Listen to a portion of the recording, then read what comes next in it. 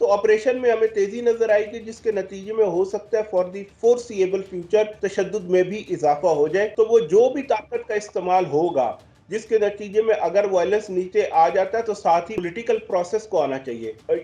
Simultaneously दो full scale insurgencies को take on करना है, तो फिर तो आपको अपनी मैन पावर रिक्रूटमेंट मिलिट्री के अंदर बढ़ानी पड़ेगी। इतना आपके पास मैन पावर हो कि एक तो आप बॉर्डर्स को सिक्योर करें, और फिर विद इन योर जो शूरश ज़दा इलाके हैं उनके अंदर आप एक जो है ग्रैंड ऑपरेशन वो दोनों तरफ कर सके। पाकिस्तान एक सॉफ्ट स्टेट, उसको एक हार्ड स्टेट बनाया जाएगा, और उसके बाद जो है जो ऑन गोइंग ऑपरेशन थे उसमें एक तेजी भी आई है।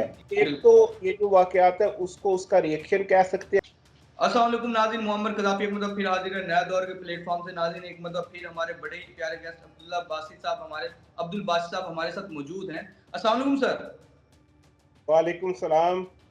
अच्छा सर, आप ये कैसे देखते हैं जिस तरह अभी अख्तर मैंगल का जो प्रोटेस्ट था उसमें खुदकुश हमला हुआ, कुछ दिन पहले पुलिस की गाड़ी के करीब अटैक हुआ, उस ब्लास्ट हुआ, उसमें 2 पुलिस एहलकार भी शहीद हुए। तो इन सब चीज़ों को आप कैसे देखते हैं बलूचिस्तान की सिचुएशन को?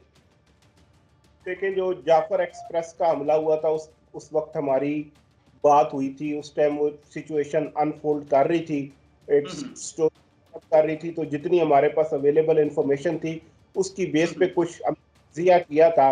उस वक्त से लेके कल तक, आज तक जो भी अटैक्स हुए हैं उसके दौरान बड़ा सवाल ये है कि क्या फैसले लिए गए थे, जिसके तनाजुर में हमें इन्हें देखना चाहिए। तो एक तो वो जो बयान आया था पार्लियामेंट से इन कैमरा ब्रीफिंग के बाद कि पाकिस्तान को एक हार्ड स्टेट बनाया जाएगा, पाकिस्तान एक सॉफ्ट स्टेट, उसको एक हार्ड स्टेट बनाया जाएगा, और उसके बाद जो है जो ऑन गोइंग ऑपरेशन थे उसमें एक तेजी भी आई है।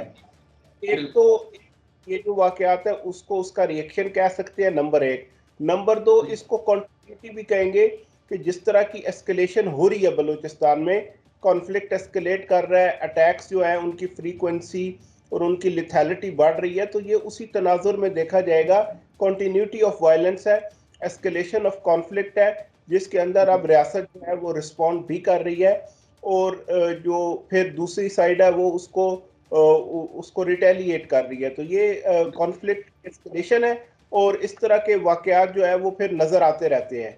तो अगर इसको बड़े तनाजुर के अंदर डाला जाए तो फिर यही होगा कि अब रियासत जो है वो अपने जो भी उसके गैप्स थे सिक्योरिटी के मैकेनिज्म में उन्हें देख के, और अब किसी किस्म की कोई सॉफ्टनेस नहीं दिखाई जाएगी, और इसको एस्केलेट किया जाएगा रियासत की तरफ से भी। उसके अंदर एक जो क्रिटिकली करने वाली है वो जरूर कहनी चाहिए, वो ये है कि उसके जो पॉलिटिकल एस्पेक्ट्स हैं वो जो भी हों, रियासत जो भी वो अपनी तरफ उनका एक होगा, लेकिन जिन लोगों से बात हो सकती है उनसे बात, एक तो ये बात निकल के आ रही है कि जी जो दहशत गर्द है उनसे कोई बात नहीं हो सकती, बिल्कुल जी, ठीक जी। है। लेकिन जो फेडरेशन अंदर रह के अपनी एक्टिविज्म कर रहे हैं उन लोगों के साथ तो बात बिल्कुल करनी चाहिए। उससे ये होगा कि जो प्रो फेडरेशन लोग हैं, भले जितना मर्जी सख्त करो, जितनी मर्जी सख्त बात कर, उनको जब अंगेज करेंगे तो उससे ये होगा कि जो रिक्रूटमेंट पे सर्ज आई है वो एटलीस्ट रुक। तो ये करके आप एक तरह से उनकी रिक्रूटमेंट उन ग्रुपों बीएलए टाइप के ग्रुपों के लिए रिक्रूटमेंट को रोक देंगे। तो मेरा ख्याल है एक पॉलिटिकल ऑप्शन को टेबल से हटा देना मेरे हिसाब से तो दानिशमंदी नहीं है। पॉलिटिकल ऑप्शन को टेबल पे रखना चाहिए। हाँ बिल्कुल ठीक है, दहशत गर्दों से नहीं बात करें, नहीं करनी चाहिए, सही है। लेकिन जो प्रो फेडरेशन या फेडरेशन के फ्रेमवर्क के अंदर रह के लोग हैं उनसे करके एटलीस्ट वो सपोर्ट कट करें, उससे फिर ये ही हक में बात जाएगी। बिल्कुल। अच्छा सर, जिस तरह आपने अभी ये भी कहा है कि ये जो फेडरेशन के करीब हैं लोग, उनको स्पेस देनी चाहिए, जगह देनी चाहिए, लेकिन जो बीएलए जैसी तंजीमें हैं, उनसे हथियार के ज़रिए जिस तरह भी जिस ज़बान वो माने, उस तरह उनके साथ पेश आना चाहिए। आप क्या समझते हैं में ऑपरेशन जारी है, क्या उससे खत्म हो जाएगी ये सारी दहशतगर्दी और बीएलए जैसे ग्रुप, या कोई और सॉल्यूशन है, या आप क्या समझते हैं या प्रॉपर ऑपरेशन की तरफ जाना पड़ेगा? तो बलूचिस्तान में जो ऑपरेशन है कि वो तो कंटिन्यू करेगा, लेकिन उसके फ्रेमवर्क को रिविजिट करने की जरूरत है। रिविजिट इस तरह करने की जरूरत है कि पहली तो बात है कि जो कुछ वहां पे इस वक्त जो भी स्ट्रेटजी है मेरे हिसाब से वो को खातिर ख्वाह कामयाबी उसे मिल नहीं रही। तो एनालिसिस करना चाहिए इंटरनली, और हार्ड एनालिसिस करना चाहिए, बिल्कुल ही एक डिस्पैशनेट किस्म का ऑब्जेक्टिव एनालिसिस, रुथलेस, कि भाई क्यों काम नहीं कर रहा, कहाँ पे कमी है, उन कमियों को पूरा करने के लिए क्या क्या इकदाम उठाने चाहिए सिक्योरिटी के लेवल पे। तो ये तो उसका ऑपरेशनल लेवल हो जाएगा, सिक्योरिटी का लेवल हो जाएगा, वो हो जाएगा। फिर देखें, कोई भी जो ऑपरेशन होता है उसके कोई पॉलिटिकल ऑब्जेक्टिव्स भी होते हैं। ये नहीं होता कि एक एंडलेस मिलिट्री ऑपरेशन चलता रहे, उसके कुछ पॉलिटिकल ऑब्जेक्टिव्स होते हैं जिनको बड़ा क्लियरली डिफाइंड होना चाहिए। वो यही होगा ऑब्वियसली कि रियासत की जो रिट है उसको री इस्टेब्लिश करना। अच्छा, अब जो रियासत की जो रिट होती है वो खाली हार्ड नहीं होती कि बजोर ताकत आप लोगों के ऊपर जो है अपना सिक्का जमाएं। वो विनिंग दी काउंटर इंसर्जेंसी के अंदर वो winning the hearts and minds भी होता है।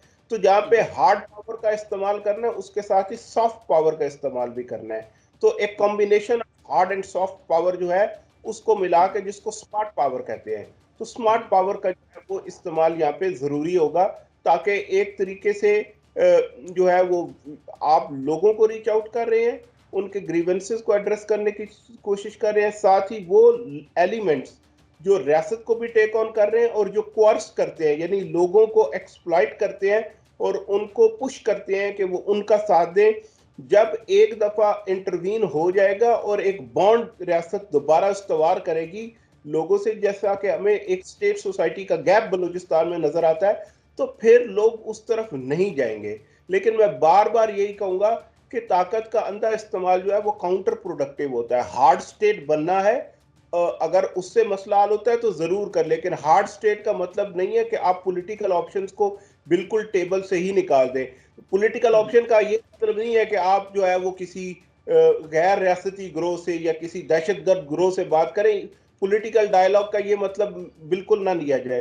पॉलिटिकल डायलॉग का मतलब है कि जो बलूचिस्तान की सोसाइटी है उसको स्टेट को एंगेज करना है, उसको अपनी तरफ लाना है, उनके जो भी जख्म है उन पे मरहम रखना है, उनकी दिलजोई करनी है, उनको करीब लाना है। जैसे ही ये उनको यहाँ करीब लाएंगे फिर बीएलए जैसे ग्रुप आइसोलेट होना शुरू होंगे और फिर उनका जोर टूटेगा। तो उनका जोर तोड़ने की जरूरत है, वो जिस तरीके से भी टूटे, पॉलिटिकल प्रोसेस के थ्रू टूटे, हार्ड पावर के थ्रू टूटे, उसको तोड़ना है।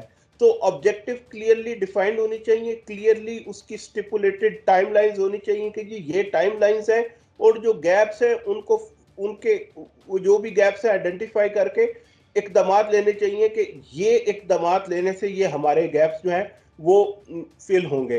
तो ऑपरेशन में हमें तेजी नजर आएगी जिसके नतीजे में हो सकता है फॉर दी फोरसीएबल फ्यूचर तशद्दुद में भी इजाफा हो जाए। लेकिन फिर उसको जो है 2.5 से 3 महीने में देखना होगा कि क्या रियासत जो इकदाम ले रही है, जैसे कहा हार्ड स्टेट बनेंगे, उसके फिर हमें नताइज 2 2.5 से 3 महीने में नजर आएंगे कि क्या असर पड़ रहा है। तो कई बार होता यह है कि ऑब्वियसली जो गैर रियासती ग्रोह है वो रियासत की ताकत के आगे खड़े तो नहीं हो सकते। कई बार होता यह है कि जब हार्ड पावर का इस्तेमाल एक्सेसिव यूज किया जाता है, ज्यादा इस्तेमाल किया जाता है, तो एक 2.5 से 3 महीने के पीरियड, 6 महीने के पीरियड के लिए वायलेंस जो है उसमें कमी तो आ जाती है, क्योंकि ये ग्रुप फिर टेक्निकली रिट्रीट कर जाते हैं to live and fight another day. तो फिर उस वक्त आपको एक वायलेंस के अंदर कमी, एक लल इन वायलेंस नजर आता है, लेकिन फिर एक सीजन के बाद ये दोबारा रीग्रुप होके आना शुरू हो जाते हैं। तो वो जो भी ताकत का इस्तेमाल होगा जिसके नतीजे में अगर वायलेंस नीचे आ जाता है, तो साथ ही फिर बार बार मेरा वो होता है कि पॉलिटिकल प्रोसेस को आना चाहिए, क्योंकि काउंटर इंसर्जेंसी में ताकत का इस्तेमाल किया जाता है ताकि उसको एक पॉलिटिकल एडवांटेज में चेंज किया जाए जिसका अल्टीमेट गोल होता है पीस। तो ये ना हो कि टेम्परेरी पीस हो और फिर तशद्दुद या फिर वायलेंस आ जाए। तो वो जो भी एडवांटेज मिलेगा ताकत के इस्तेमाल से, उसको पॉलिटिकल एडवांटेज में, उसको एक पॉलिटिकल बेनिफिट में कन्वर्ट करना चाहिए, और वो वही इस सोसाइटी से बात करने से होगा। बिल्कुल, बिल्कुल। अच्छा सर, अभी रिसेंटली आपने देखा भी होगा कि बीएलए और टीटीपी का एक अलायंस हो गया और वो अब आपस में मिलकर पाकिस्तान की स्टेट को जिसे कहते हैं कि उसके खिलाफ उन्होंने महाज खोला हुआ है। इस अलायंस से पाकिस्तान की स्टेट को, पाकिस्तानी आर्मी को और ओवरऑल कितना नुकसान हो सकता है इस अलायंस से? और किस तरह पाकिस्तानी जो मिलिट्री है वो इससे इसको खत्म कर सकती है, इन इस तरह के ग्रुप्स को? आप इसे कैसे देखते हैं? इस कोई बीएलए और टीटीपी का उस तरीके से कोई फॉर्मल अलायंस तो है नहीं। देखें, ये ग्रुप एक क्लोज एरिया में ऑपरेट करते हैं, तो इनफॉर्मल लिंकेजेस तो इनके दरमियान होंगे। कोई टेक्निकल लेवल पे, एट द इनफॉर्मल लेवल, कोई ना कोई तो इनका आपस में नाता ताल्लुक होगा, तो उसको तो रूल आउट करना मुश्किल बात है, लेकिन कोई फॉर्मल अलायंस इनके दरमियान नहीं है। लेकिन पाकिस्तानी रियासत को यहाँ ये देखना पड़ेगा। देखे, दो फुल स्केल इंसर्जेंसियां हैं, दो फुल स्केल इंसर्जेंसियां हैं। आप दोनों इंसर्जेंसीज को एट वन पर्टिकुलर टाइम नहीं टेक ऑन कर सकते, दो को एट अ गो। तो आपको एक पे डिप्लोमेटिक चैनल्स के थ्रू को टाइम बाय करना चाहिए और दूसरे को फुल टेक ऑन। मसलन ये हो सकता है कि आप तालिबान से कह के टीटीपी से निगोसिएशन में एंगेज करें, जिससे एक टेम्परेरी सीज फायर मिल जाता है, तो एक तरफ से थोड़ी सी अगर वाकयात में कमी होती है तो आप फिर दूसरी तरफ फोकस कर सकते हैं। वरना फिर यही होगा, अल्टीमेटली आपको अपनी मैन पावर बढ़ानी पड़ेगी। यानी मिलिट्री को अगर दोनों फ्रंट्स पे साइमल्टेनियसली दो फुल स्केल इंसर्जेंसीज को टेक ऑन करना है, तो फिर तो आपको अपनी मैन पावर रिक्रूटमेंट मिलिट्री के अंदर बढ़ानी पड़ेगी, ताकि इतना आपके पास जो है वो मैन पावर हो कि एक तो आप बॉर्डर्स को सिक्योर करें और फिर विद इन योर जो शूरश ज़्यादा इलाके हैं उनके अंदर आप एक जो है ग्रैंड ऑपरेशन वो दोनों तरफ कर सके। वरना यही है कि एक तरफ एंगेज करें, कोई ना कोई रिस्पाइट लें, कोई टेम्परेरी सीज फायर करें, ताकि दूसरी तरफ फोकस कर सके। बिल्कुल। अच्छा सर, इस तरह की जो जमातें कह लें या धड़े, ये दहशत तंजीम कह लें, इनके पीछे एक के पीछे अफगानिस्तान है, जिस तरह टीटीपी के पीछे बताया जा रहा है कि अफगानिस्तान की भी सपोर्ट है, ये भी कहा जाता है, और बीएलए के पीछे बताया जाता है कि कोई रॉ से फंडिंग हो रही है। तो इस तरह के जो दूसरे कंट्रीज हैं नेबर में, वो उनसे किस तरह बातचीत की जा सकती है, उनको कैसे हैंडल किया जा सकता है? देखिए, इस तरह का जो भी एक्सटर्नल इन्वॉल्वमेंट होती है ना, वो हमेशा आपकी इंटरनल वीकनेस को एक्सप्लॉइट किया जाता है। तो जो फंडामेंटल प्रॉब्लम वो तो बलूचिस्तान के अंदर मौजूद है या केपी में न्यूली मर्ज डिस्ट्रिक्ट अंदर मौजूद है। फॉल्ट लाइंस तो प्राइमरी फॉल्ट लाइंस हमारे अपने मुल्क के अंदर मौजूद है। जो भी कोई एक्सटर्नल एक्ट होगा वो हमारे ट्रबल्ड वाटर्स के अंदर जो है, they are trying to fish into our troubled waters, the waters which we have muddied ourselves. तो उनको एंगेज करना पड़ता है डिप्लोमेटिकली। ऑब्वियसली उनको आप एंगेज करें, अगर कोई आपके पास सबूत है उनके सामने रखें, उनसे बात करें, इंटरनेशनल कम्युनिटी के सामने रखें अगर कोई एविडेंस है। लेकिन मैं दोबारा कि जो फंडामेंटल फॉल्ट है वो पाकिस्तान के अंदर मौजूद है, उसे ही एड्रेस करने की जरूरत है। जब इंटरनल वीकनेस को आप ओवरकम करेंगे तो जो भी कोई एक्सटर्नल पावर आपकी इंटरनल फॉल्ट लाइन को एक्सप्लॉइट कर रही है, उसकी वो जो भी कोई कैपेसिटी है वो भी खुद ब खुद लिमिटेड हो जाएगी। लेकिन अगर हम ये समझते हैं कि ये मसला सिर्फ बाहर से चलाया जा रहा है, तो मेरा ख्याल है ये गलत असम्पशन हुई।